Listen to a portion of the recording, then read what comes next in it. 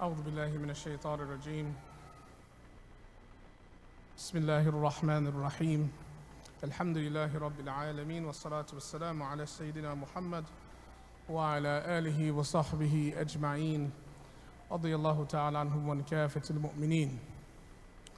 رب اشرح لي صدري ويسر لي أمري واحلل عقدة من لساني يفقه قولي. أما بعد. السلام عليكم ورحمة الله تعالى وبركاته. We ask Allah subhanahu wa ta'ala to bestow upon us some of His rahmah, some of His maghfirah, some of His fadl, His ghufran, His afu, His lutf, His karam. Ya Rabbil Alameen, Allahumma ameen, Allahumma ameen, Allahumma ameen. Allahumma salli wa sallam ala Sayyid al-Mursaleen. There is a beautiful hadith of the Prophet ﷺ where when he was praying secretly in his qalb, in his heart, and he had an irada, a desire in Medina to pray and face the Qibla, in Masjid al-Haram.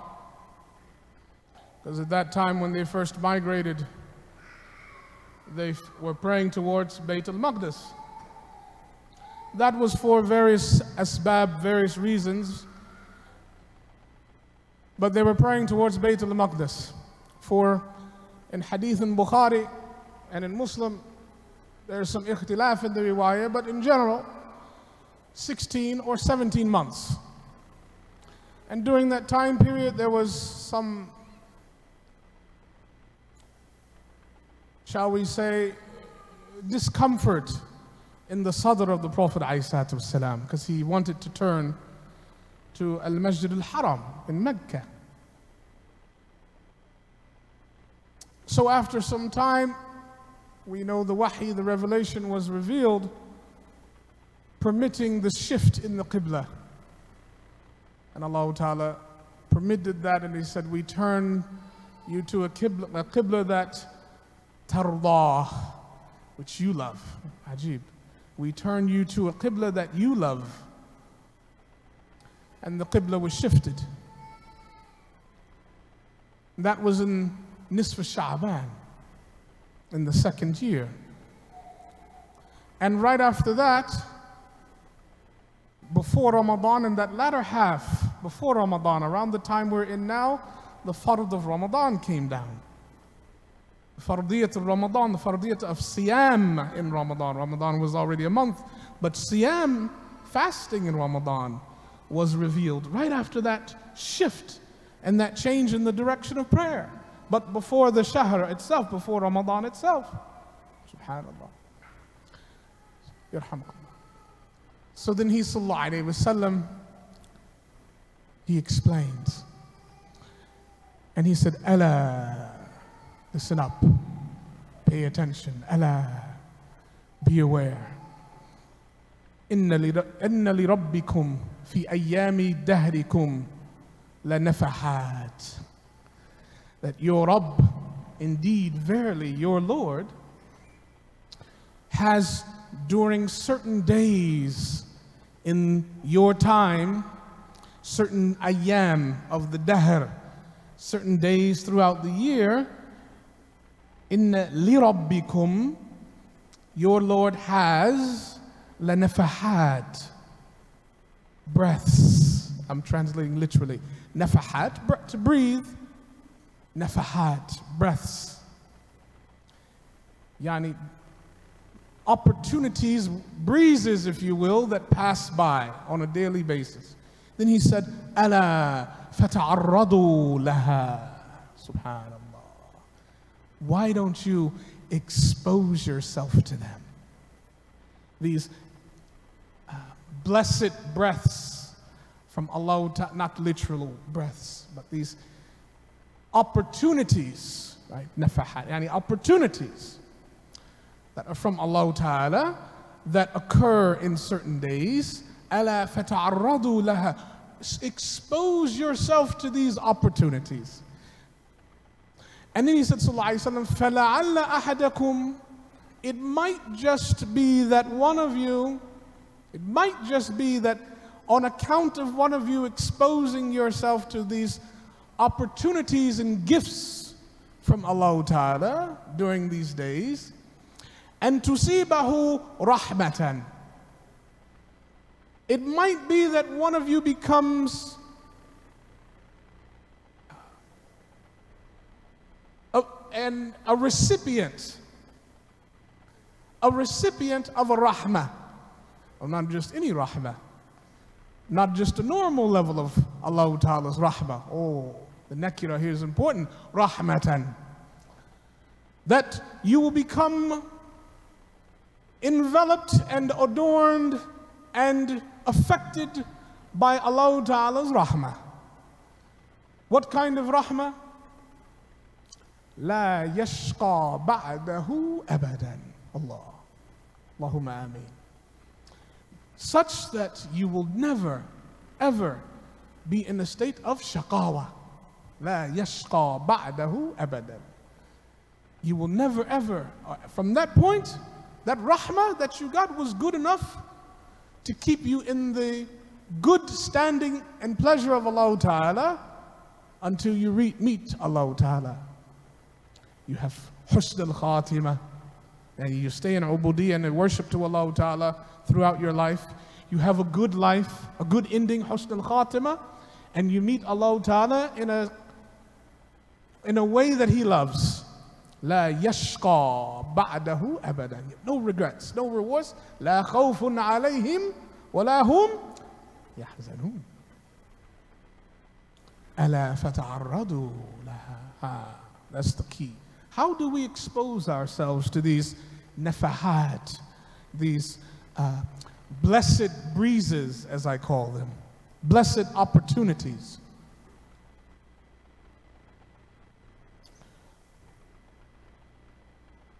No doubt Ramadan is part of it, but it's not just about being in Ramadan, not just about seeing the days. The Prophet ﷺ, he said that there are these nafahat from Allah Ta'ala that occur in the days, these opportunities, these blessed days emerge. It's not enough just to wake up and to exist on that day. We have to ta'arradu, expose ourselves to the blessing. You imagine you're in a car, hot day, very hot. So you're driving on the highway. So what do you do to cool off? Roll the window down. You expose yourself to what? To the breeze. Some of us, we get warm, we're walking, we go into the shade. Expose ourselves to some cool air. We make decisions that put us in a position to receive some kind of opportunity. We don't just stay in a state that's uncomfortable. We make active decisions. We think about what to do, how to expose ourselves. How can I cool off? How can I warm up? How can I do this? How can I do that? Kada and kada, so forth and so on. Exposing ourselves to the rahmah of Allah Ta'ala, and to such a rahmah, such a mercy that la yashqa ba'dahu abada, such that we are adorned and affected by Allah Ta'ala's rahmah in such a way that we end up on a path where we remain in the pleasure of Allah Ta'ala, and we remain as people that make decisions that are pleasing to Allah Ta'ala day after day after day after day, because we strive to reach Allah Ta'ala. So our actions become reformed because we exposed ourselves in the right way. So what is it that causes our actions, as it relates to Ramadan, to become actions that move us in a right direction or move us in a not so right direction? That actions that allow us to expose ourselves to the rahmah of Allah Ta'ala, or make us, or put us in a position of being vulnerable to Allah Ta'ala's displeasure. Well, there's an ayah in the Quran, there's early on in the seerah, in the time of the Sahabas early on. The Sahabas were judged. They were informed early on, even up until Medina time. They were judged by Allah Ta'ala according to not only the things that they did, their a'mal, their actions, but at the early time they even were judged by or held accountable by Allah Ta'ala for even the things that they thought about, the things that occurred to their mind. الَّذِي خَطَرَ بِبَالِهِمْ radiyallahu ta'ala. In other words, imagine everything we expose ourselves to on a daily basis in the modern times. We expose ourselves to media, we expose ourselves to images, we expose ourselves to different conversations, we expose ourselves to various marketing ads that are questionable at best. We expose ourselves and our children, by the way, to all kinds of things that are detrimental. Well, just like exposing ourselves to blessed things that Allah Ta'ala sends in our way during the days can make us more and more ready for the mercy of Allah Ta'ala. Exposing ourselves to things that He displeases puts us in a precarious position, in a difficult position. Why? Because everything we expose ourselves to enters into our psyche, enters into our mind. It affects what we call today our mental health, our mental well-being. Mental in the Islamic parlance, by the way, mental means the mind and the soul, right, what we call the ruh, and the qalb together as one. So it affects the well-being of the mind, the heart, and the spirit.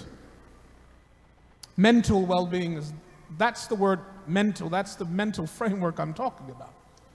So Allah Ta'ala held the companions of the Prophet ﷺ accountable for their mental wellness. This is very interesting when we talk about mental wellness today. In Surah Al-Baqarah, chapter 2 of the Quran, at the end, last page, لِلَّهِ مَنْ فِي السَّمَاوَاتِ وَمَنْ فِي الْأَرْضِ. To Allah Ta'ala belongs everything in the cosmos and everything on the earth. وَإِن تُبْدُوا مَا فِي أَنفُسِكُمْ أَوْ تُخْفُوهُ يُحَاسِبْكُمْ بِهِ اللَّهُ. Whether you outwardly display actions and act, tubdu ma fi anfusikum, whatever's fi anfusikum, whatever's inside of you, whatever exists in your mental state, whatever you think about, whatever's in your consciousness, whatever occurs to your mind, if you act on it, you externalize what was internalized, aw tukhfuhu, or you keep it internalized. You don't act on it, but you think about it and wish you could act on it and hope you could act on it. And if there was an opportunity, you might consider really acting on it. Yuhasibukum bihillah. Allah Ta'ala will take you to account for both.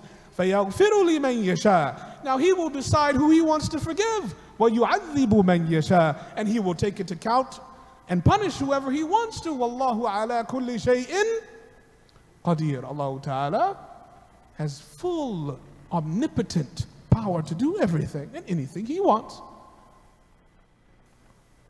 So, whatever you think about, Allah Ta'ala will say, why did you think about this? Why didn't you put this out of your mind? You know this affects your mental well-being. You know if this image, this thought, this idea, this whisper stays inside and roots in you, you might act on it, you might become influenced. Why didn't you check that in your mind? Even if you thought about it one time, there was hisab for it. It was very difficult for the Sahaba, radiyallahu ta'ala anhum.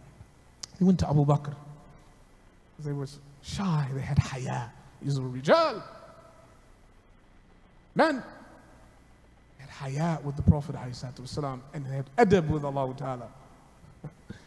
It's really interesting. They knew Allah Ta'ala knows what they think, but they didn't want to ask the Prophet ﷺ. So they went to Abu Bakr. Abu Bakr, this is tough. This is very tough. Can you ask Rasulullah ﷺ to lighten, to ask Allah Ta'ala to have rahmah, to give us rahmah, lighten the burden? So he went, radiyallahu ta'ala, to Prophet ﷺ, Ya Rasulullah, this amr is thaqeel, heavy on your community. Ask Allah Ta'ala, please, for rahmah. فَدَّعَ النَّبِي صلى الله عليه وسلم, the Prophet ﷺ made dua, and Allah Ta'ala followed up his dua, and shuf the ibadah. It was very interesting to show you how quick Allah Ta'ala answered the dua of the Prophet ﷺ, and how quick Allah Ta'ala's rahmah was sent to not just the Sahabas, but to Ummat Muhammad sallallahu alaihi wasallam. The verse that changed it is actually located right after that one. Right after it. لا يكلف الله نفسا إلا وسعها. Allah Ta'ala will not burden a nafs. Not لا يكلف الله رجلا. Allah will not burden a man, أو امرأة, or a woman, أو بشرا, or a human being. No. أو يعني حيوانا, animal. لا. لا يكلف الله نفسا. There is not a nafs, jinn, malaika, human being, ant, bacteria, any nafs, shaitan حتى, هو نفس.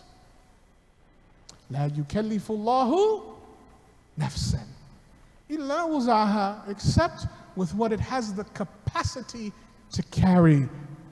Allah. لها ما كسبت. There is the next. It will have for its benefit in the mizan whatever it earns, iktisab, whatever it works for, whatever it produces. We all in the business world like to talk about productivity. You want productive employees. Use your time productively. Hatta even in the agricultural realm, we call the fruit and the vegetables that emerge from the ground produce. لها ما كسبت. It has the benefit of its production. وعليها ما اكتسبت.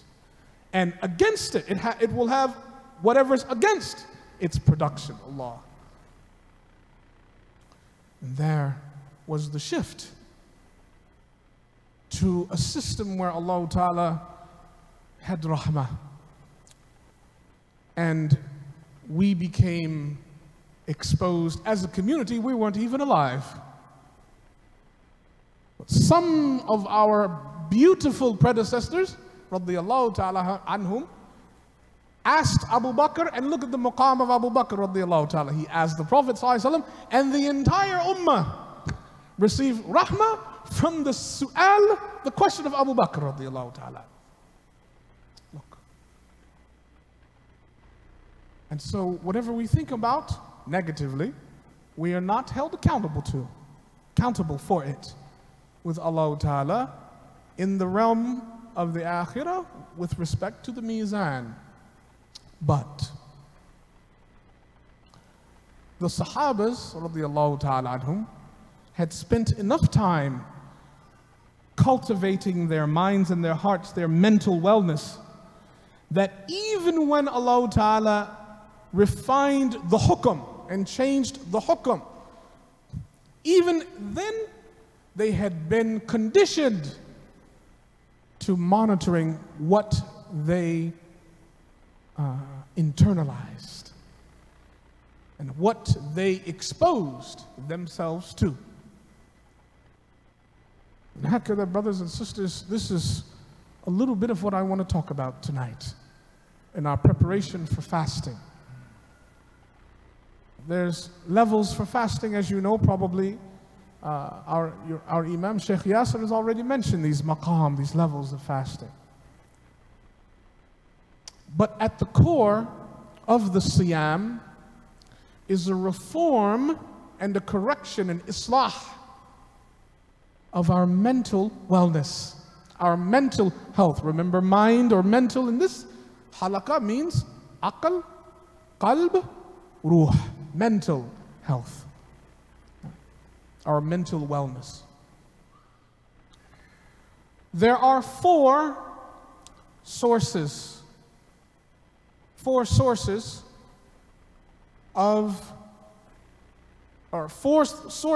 four entities that affect our mental health in the Shara'i tradition, in Islam. And this is in the Quran, of course. Talk about anything in the Shara', we're obviously talking about Quran and Sunnah. The first thing or entity that affects our mental wellness is shaitan. Shaitan. He affects our mental wellness. And shaitan affects our mental wellness through a means that Allah Ta'ala has allowed for him, that is called whispering or waswasa. أعوذ برب الناس ملك الناس إله الناس من شر الوسواس. Waswas of who though? Khannas. It's the waswas of al-khannas. Khannasa, the one that is irritated, the one whose skin is irritated and is annoyed and is bothered with the remembrance of Allah Ta'ala. When we remember Allah Ta'ala, and fi riwayat in another hadith, إِذَا ذَكَرَ خَنَّسَ. When the abd ذَكَرَ, yani remembers Allah Ta'ala with Quran, with tasbih, with dhikr. When the abd remembers Allah Ta'ala, khannasa. Shaitan gets khannasa, irritated, moves and flees. Waswasa.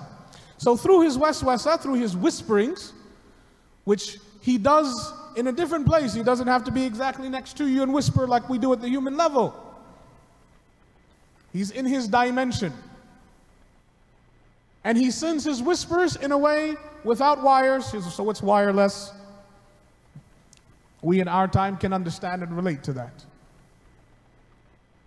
Just like we get a phone call on our hip that's wireless, one digital message is conveyed from one receptor to another in the electronic world. How can it be possible? Of course, in the realm of the ghaib, in Allah Ta'ala's world. If a human being can produce digitized electronic messages that can be sent with waves in the air, of course Allah Ta'ala, خالق كل شيء وهو الواحد القهار. Allah Ta'ala can do it. So waswas. Shaitan might be sitting in some other galaxy. Ahmed, do this. Waswas. This is one source of what affects our mental health. And by the way, not just our mental health, as in yours and mine, our children's mental health. He doesn't discriminate against age. He doesn't discriminate in gender. Doesn't discriminate in ability. Doesn't discriminate in race. Doesn't care what your passport is. Socioeconomic condition. He has every one of us as a target. Waswas. Second is the world itself, the dunya. Prophet Isa alayhi salam, he said in a riwayah, he said, "Ad-dunya jifatun, wa ahluha kilabun alayha."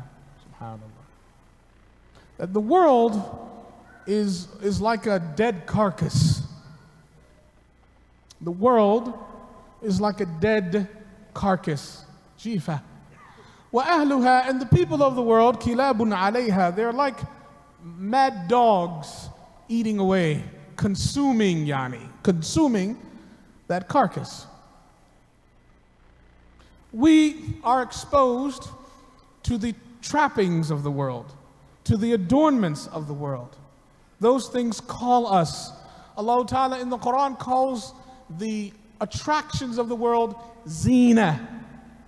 يَعْلَمُوا أَنَّمَا الْحَيَاةُ الدُّنْيَا what? لَعِبٌ. Is it the life of this world, the nature of this world is that it's like a la'ab, like a game. Well, you know, every game has a beginning and it has an end. Every game has rules. Every game has characters. Every game has a reward and a detriment. There are winners and losers. You get caught up in the game. And you forget that there's a reality outside the game. The game can pull you in. وَلَهْوٌ. And it's a source of amusement that can detract and distract you from the real thing. Video games and all kinds of games, waste of time. Distract you from productivity. How can you be productive when you're in the game? And the game has its own messages that it sends to you and I.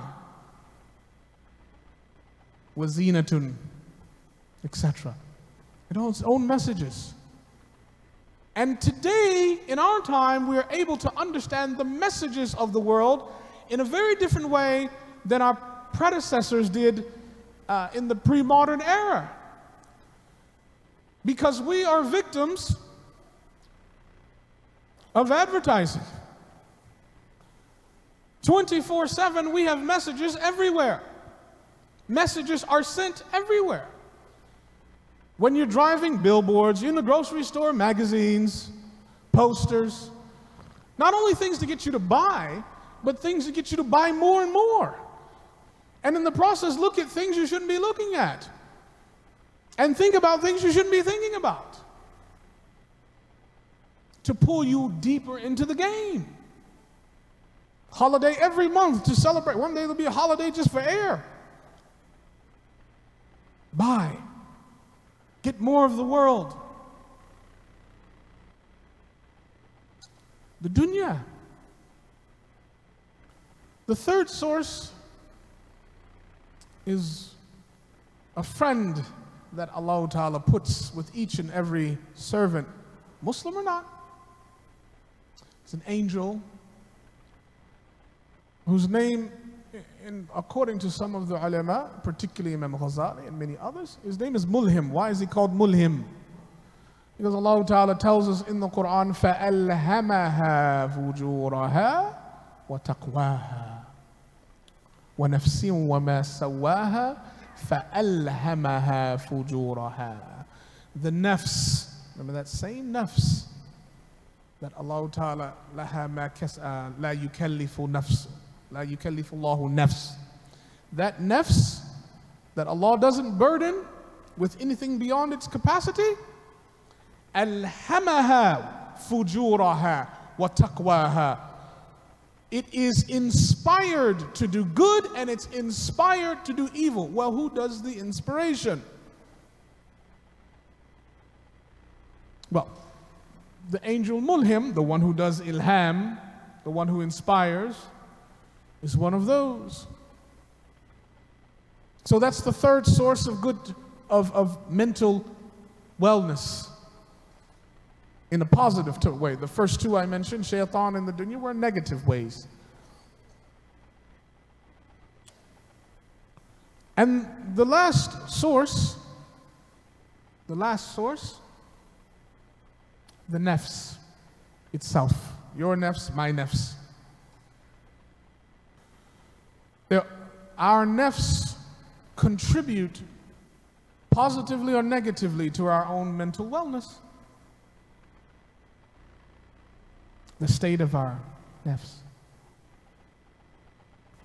Then the way the nafs operates is the opposite of the way the body operates. So the more the body eats, the less productive the nafs is.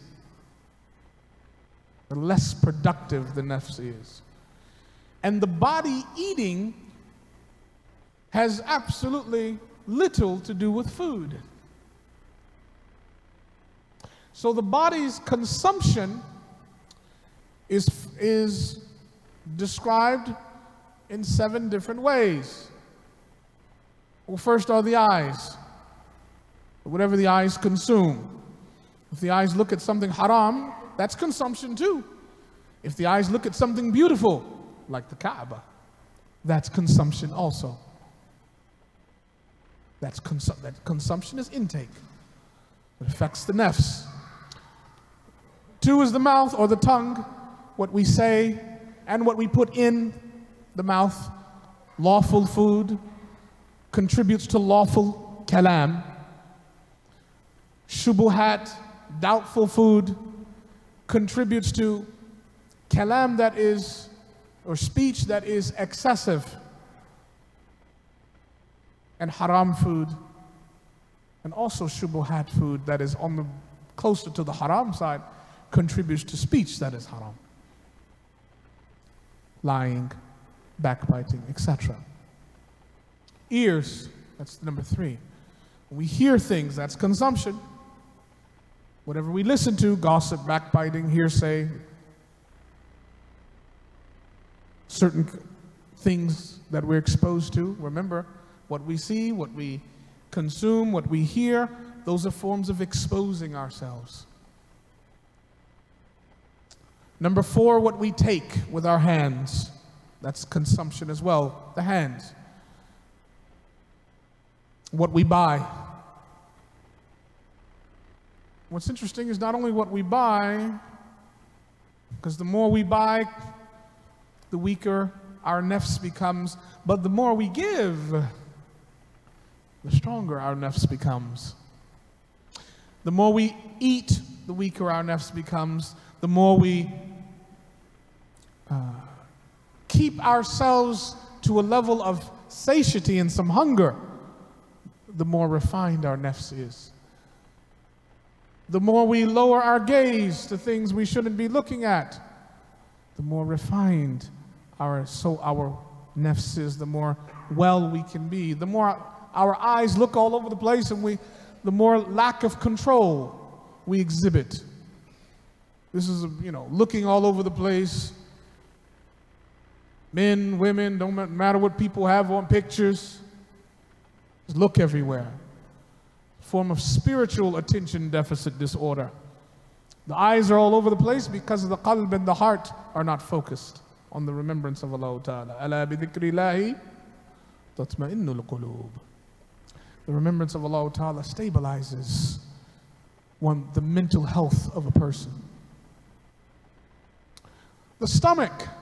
The stomach is solely about what we consume, whether food goes into it or not. The lifestyle we have is part of and our ability to not give up what we love and crave is a feature of the stomach. That's consumption as well. And that's why if a person is fasting, if all they think about is how much stuff they can buy and get and how much they want to eat, that they're still not fasting in the spiritual sense. Yes, there's imsak, there's refraining from food and drink, but if they're still coveting the world, desiring material things, the fast still hasn't set in yet.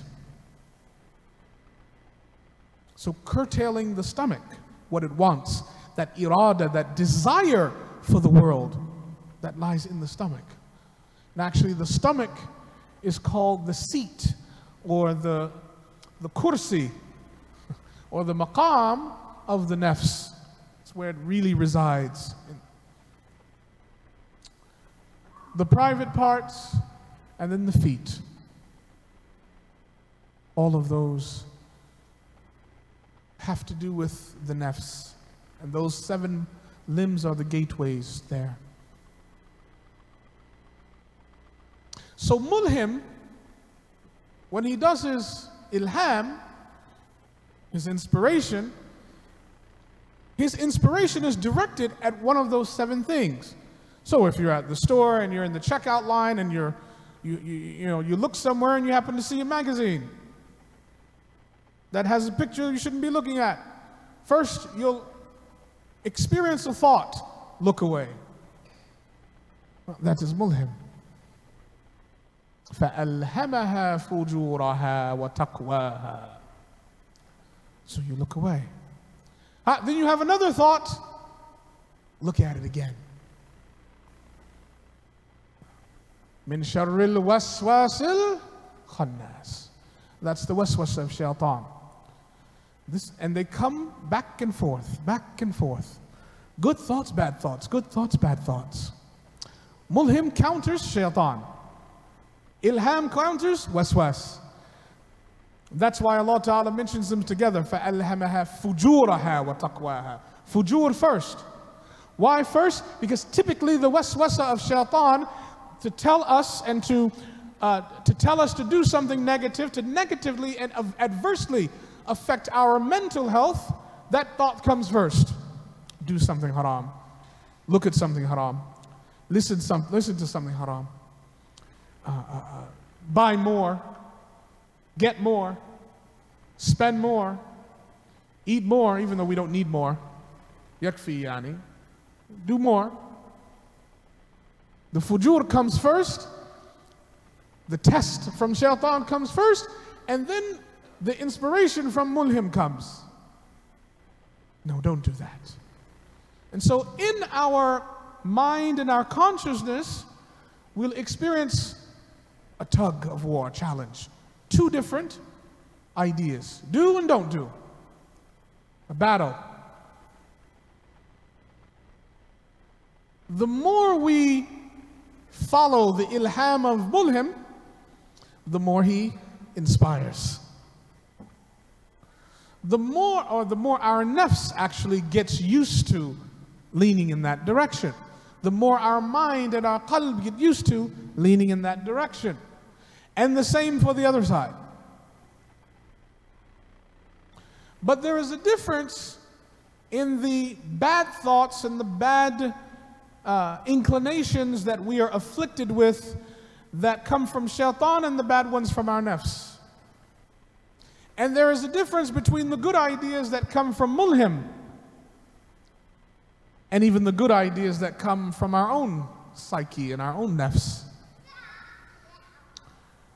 And so there is a way to know the source of all of the thoughts that occur to our mind and qalb and our hearts. And there's a way to expose ourselves to more of these good things so that we can find ourselves in a position of getting Allah Ta'ala's rahmah. La yashqa ba'dahu abada, which we will never regret ever having exposed ourselves after that. The bad thoughts that are from shaitan that affect our mental wellness, the way that we know they're from shaitan is that they come and they go. They come and they go. Look at that. Turn away. 30 seconds later, go ahead and look. You turn away. 2 minutes later, you walk away and turn around and look. Comes and goes, comes and goes, comes and goes. It's from shaitan. Imam al-Ghazali says, shaitan kadhi'bi. Shaitan is like a wolf. If he can't go in through the front door, he'll try the back door. If he can't get in through the back door, he'll try the side door. If he can't get in through the side door, he'll try the window. Comes and goes, comes and goes, comes and goes. But he never runs away permanently. Always, always, ever at an attentive state. We know in Ramadan, Allah Ta'ala shackles shaitan. But there's some of the ulama say Allah Ta'ala shackles the head shaitan. Not all of them. So people still have waswas. What happens is they're not the other shayateen, because there's, as you know, shayateen al-ins and shayateen al-jinn. The other shaitans, the other devils, are out there. They're just not getting what we would call today centralized orders from a central command. No, they're out there trying to wreak havoc and do waswasa. And they've received their commands before Ramadan. They're just trying to carry it out. So while shaitan himself, the Ra'is, is shackled, his minions are out there carrying out orders. So it is still possible for the abd, for the servant of Allah Ta'ala, men and women, to receive waswases. Those waswas can come. It's possible. Even if they are at a diminished level, it is possible. So if it comes and goes, it's waswas or waswasa. But if it doesn't come and go, that firm thought arrives and it's there and it's firm and it doesn't move,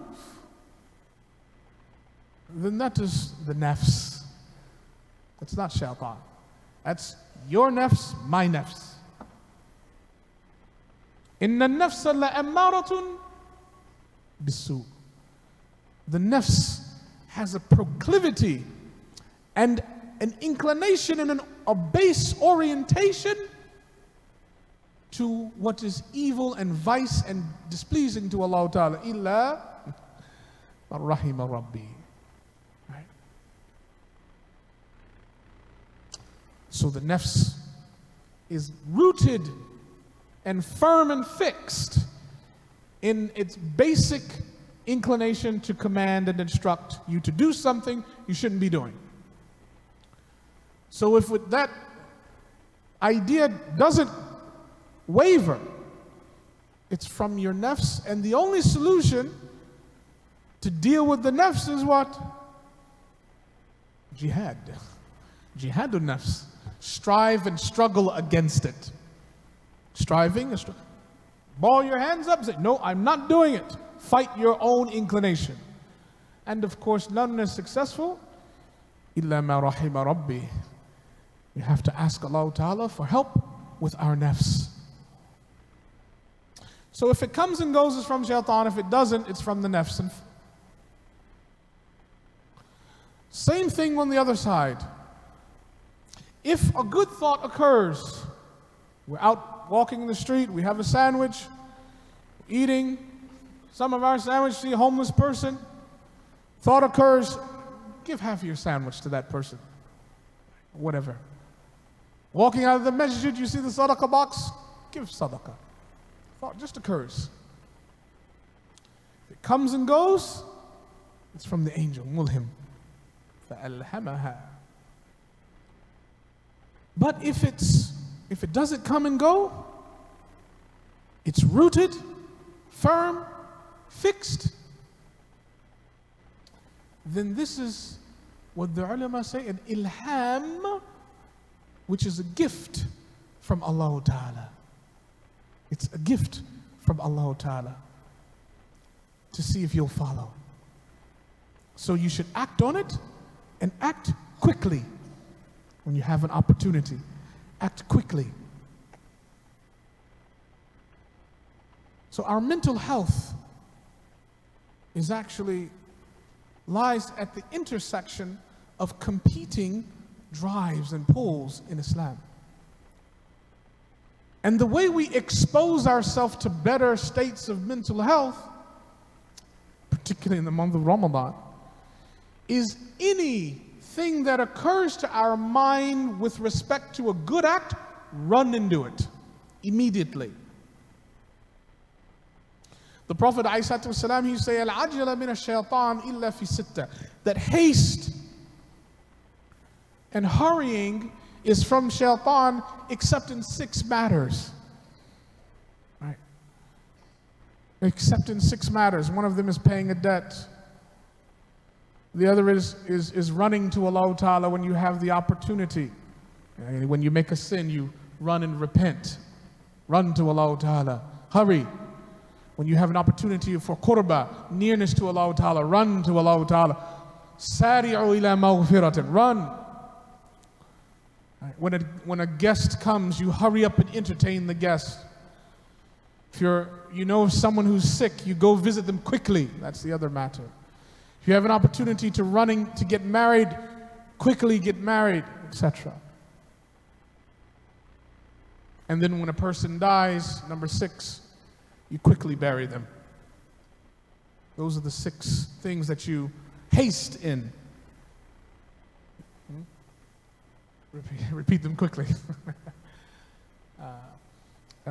I don't forgot the order, but number 1, when a guest arrives, entertain the guest quickly. Paying a debt, burying a deceased person, marriage when you're able to, running to Allah Ta'ala, and what was a janazah, paying a debt, marriage, deceased person, janazah, paying a debt, daif. What was the 6th one? No, maghfirah we mentioned. Huh? Paying a debt. I just mentioned the 6, subhanallah. Some, visiting the sick. Visiting the sick. I know.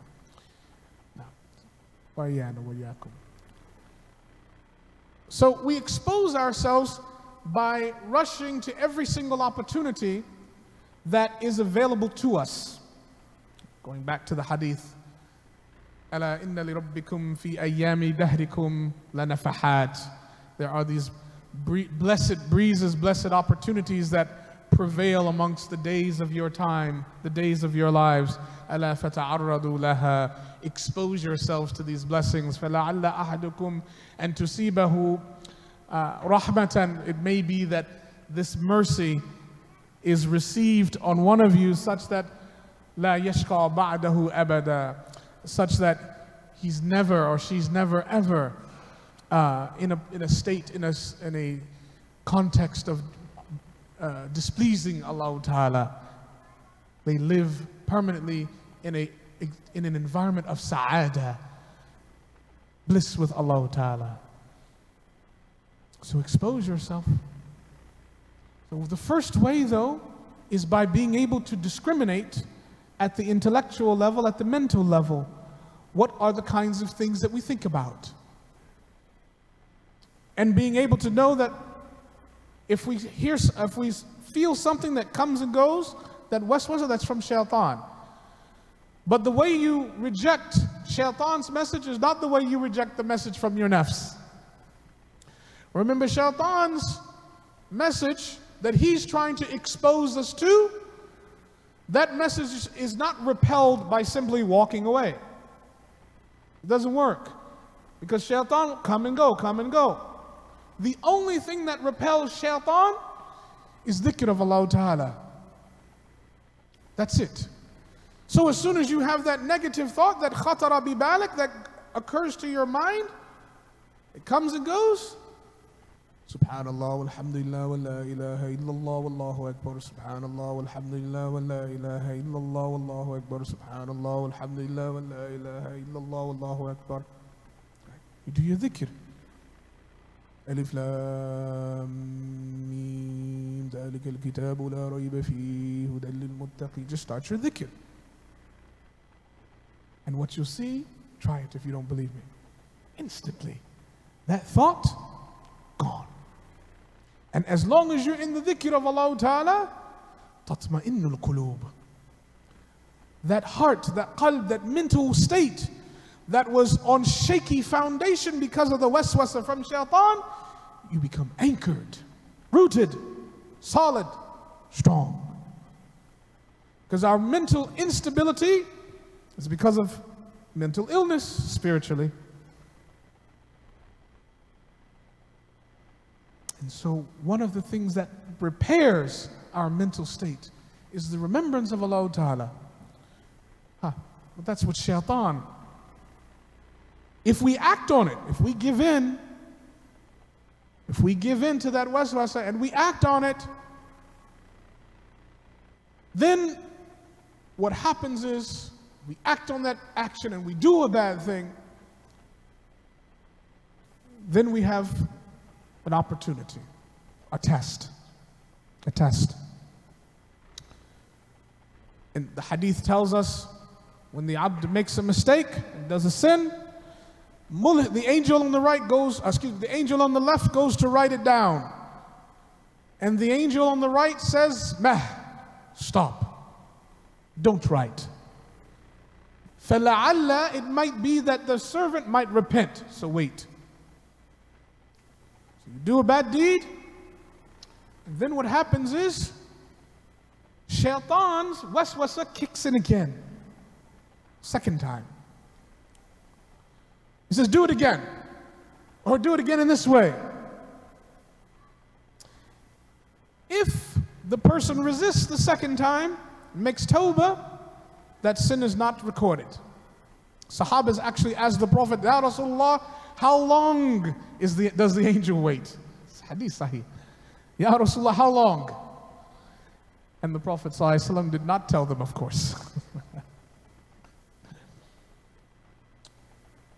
But remember, he said, Al-ajala min ash-shaytan, haste is from shaitan, except running to Allah Ta'ala, one of those 6. So you run to Allah Ta'ala if you make mistake. Tawbah. But if you act on the second one, and you did sin once, shaitan does waswasa again, you act on that second waswasa.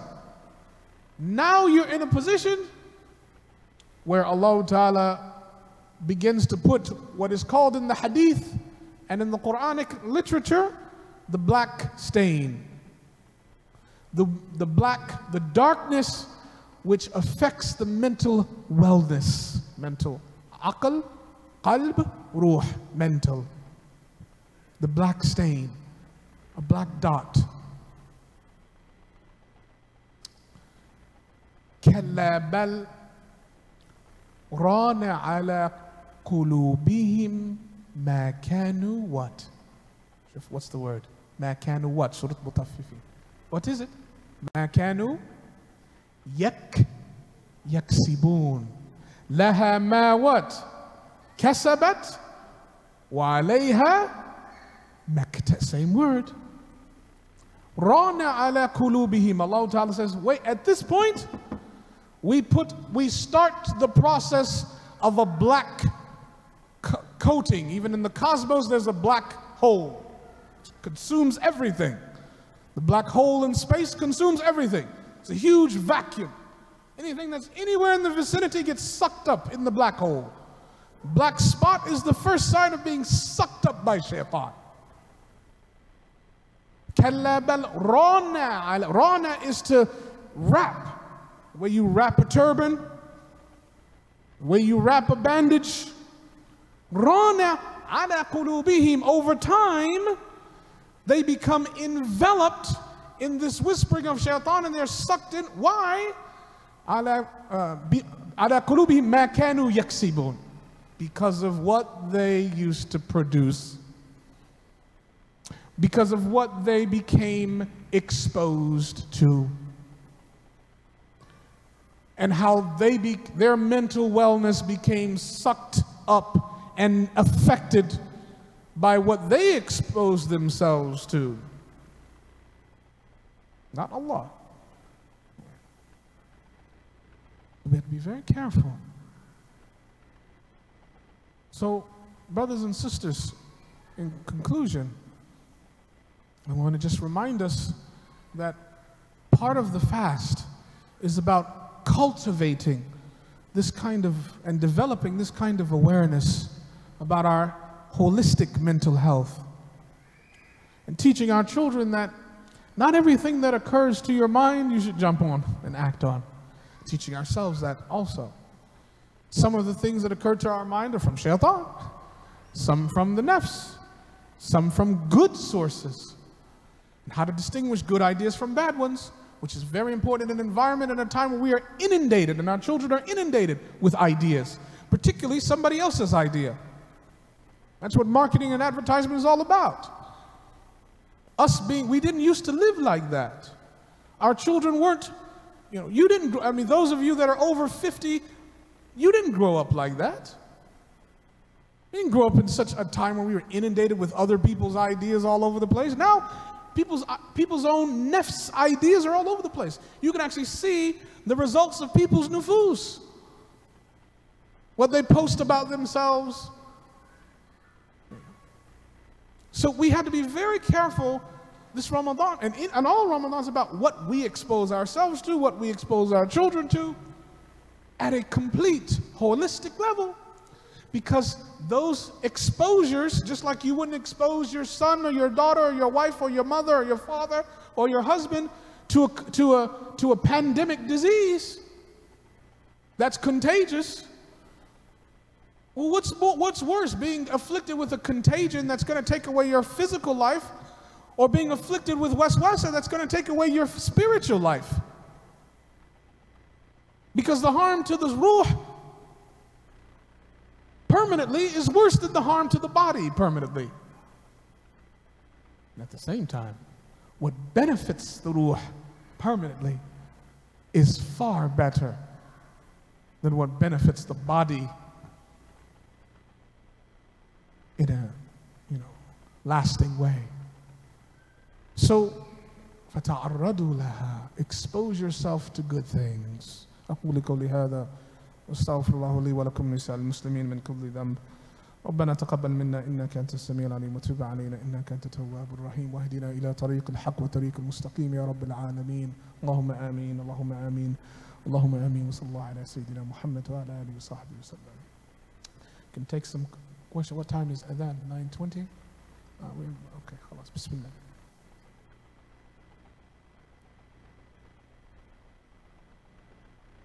Anything that comes to your mind to do, the way you expose yourself, taking advantage of the opportunities to perform the good deeds that you think about doing. Yeah, anything that occurs to your mind, particularly in Ramadan, when the voluntary acts, the nawafil, have the same level of rank and acceptance by Allah and reward as the what? As the farad, as the obligatory ones. So if you have an opportunity to give voluntary charity, have an opportunity to make voluntary salah, have an opportunity to do some good deed, right? Understanding doing what's right in a very different sense. So that's how you expose yourself. And also being mindful of the time. Every time there's opportunities in each time, right? So for example, in Yawm al-Jum'ah, for example, there's a time, that's the time, for example, for Surah Al-Kahf, for example. Time for salawat on the Prophet sallallahu alaihi wasallam. Different times after Maghrib, for example, time for something else. Taking advantage of the times as well. Alaikum salam.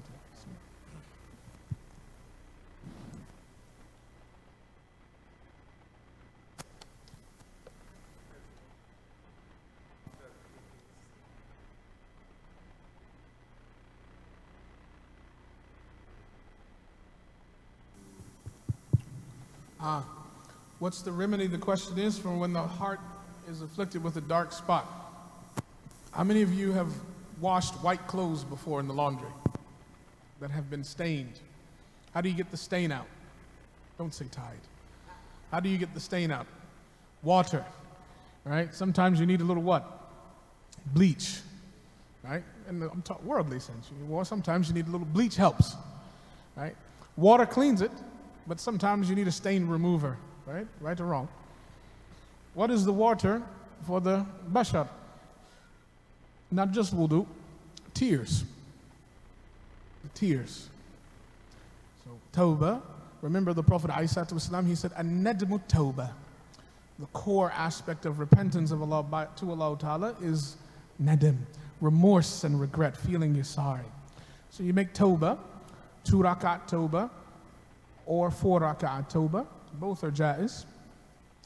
And you cry in your sajdas. Astaghfirullah, astaghfirullah, astaghfirullah. Bring yourself to the point where water emerges. What is the bleach? Sometimes you wash your car, but you have to polish it or buff it to get the stains out. What is the bleach that removes the stain? Water allows the dirt to flow, but sometimes there's an athar. There's a trace there. What removes the trace? Al-azm an la ya'ud ila dhanb. The determination not to return back to that sin. That is the bleach. Okay? So when you have the azm, the determination not to go back to that sin, that is the bleach. And the tears, the water, the The Prophet ﷺ saw the man who thought he made wudu, but he didn't get between his toes so well.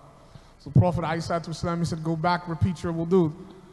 And he said, sallallahu alaihi wasallam, wash in between your toes. And then he said, sallallahu alaihi wasallam, make sure water flows between your toes so that fire doesn't. SubhanAllah.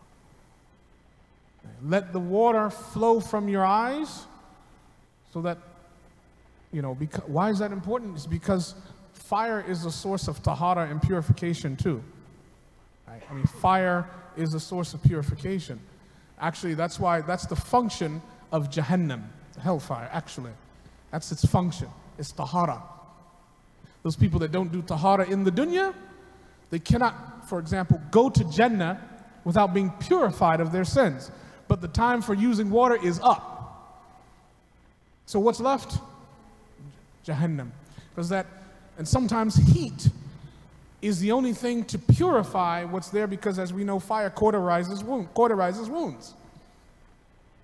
And the reason for the fire cauterizing wound is to prevent what? Infection from setting in. You don't want the people of sin infecting other people. Right?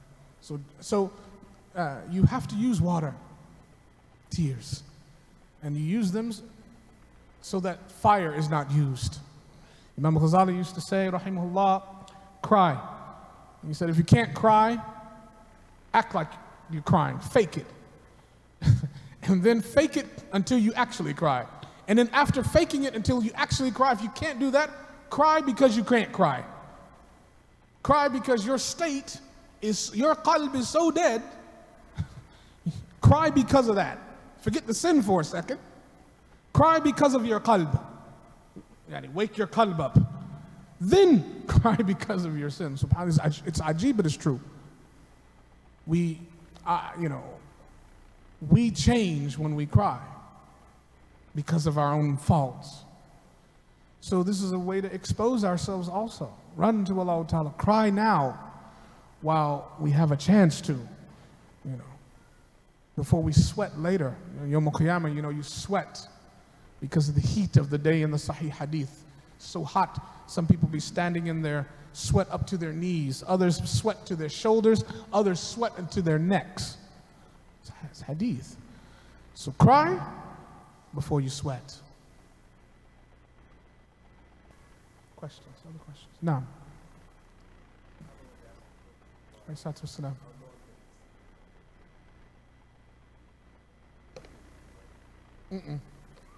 No 6 hours period time. No. Even, it doesn't mean 6 hours. No. It just means waqtun. Just means a time period. But it doesn't mean 6 hours literally. No. The Prophet ﷺ didn't answer the question. 6 hours is not the time period. We don't know. That's the rajih opinion. If we knew, what would happen?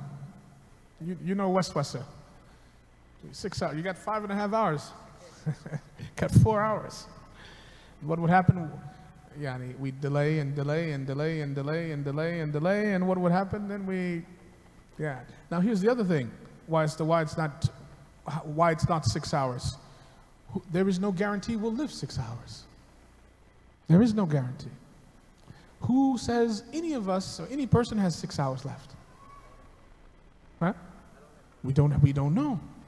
We don't know. So this is why the Prophet's hadith was run to Allah Ta'ala.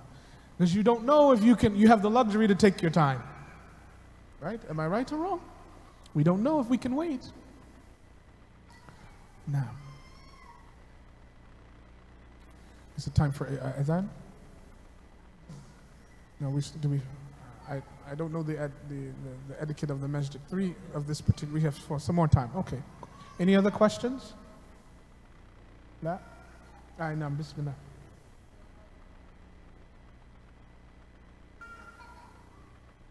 Aye.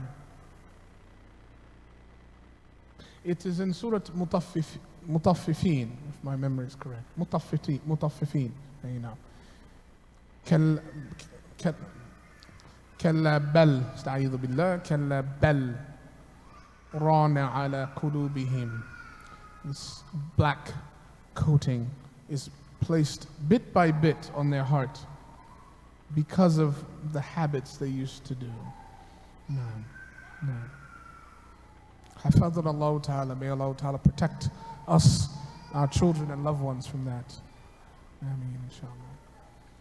So brothers and sisters, beware and be careful, or you can look at it two ways: beware and then be aware of what you and I, what we expose ourselves to, and teach yourselves and your children ghaddu basar, lower the gaze. Tell your son, yourself, and we have to practice this in order for our children to get it.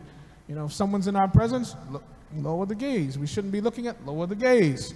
Shouldn't be listening to that, turn that off. Don't say that word. Don't listen to people to say that word. Teach them to be active guardians of themselves, inshallah ta'ala. Naam. Naam. Walhamdulillahi Rabbil Alameen. Barakallahu feekum. Thank you very much. May Allah bless all of you and forgive us for our shortcomings, inshallah ta'ala. Alhamdulillahi Rabbil Alameen. Assalamu alaikum wa rahmatullahi ta'ala wa barakatuh.